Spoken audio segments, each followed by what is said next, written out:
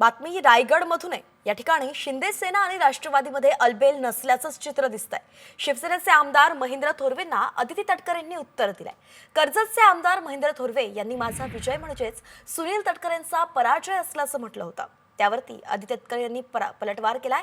थोरवे काठावरती वाचले, डोक्यात हवा जाऊ देऊ नका असा सल्लाच अदिती तटकरे यांनी दिलाय। आपण सारेजण पाहताय की जी अदृश्य शक्ती माझ्या विरोधात काम करत होती ती अलायन्स मधून असल्यामुळे त्यांनी ह्या पद्धतीने मला पाडण्याचा डाव मांडलेला होता। परंतु तो डाव निष्ठावंत शिवसैनिकांनी उचलून लावलेला आहे। आज माझा विजय होत असताना या मतदारसंघातून सुनील तटकरेचा पराभव झालेला